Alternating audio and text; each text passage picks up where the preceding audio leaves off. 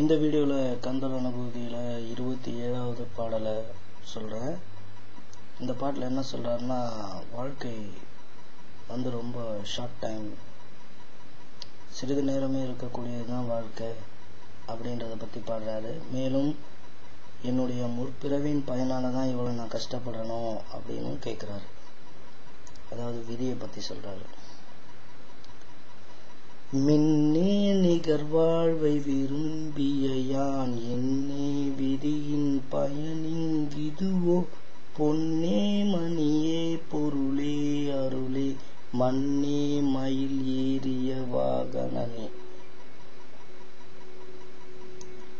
பொன்னை போன்றவரே, மணியே நவரத்தினம் போல் ஒளியை வீசுபவரே, பொருளே பேரின்ப பொருளே, அருளே பேர் அருளாளனே, மண்ணே தலைவனே, மயில் ஏறிய வாகனனே மயிலை வாகனமாக கொண்ட மேலானவனே, மின்னே நிகர் வாழ்வை விரும்பிய யான், மின்னலை போல் தோன்றி உடனே மறையும் நிலையில்லாத இவ்வுலக வாழ்வை நிலையானது என எண்ணிக்கொண்டிருக்கும் நான்.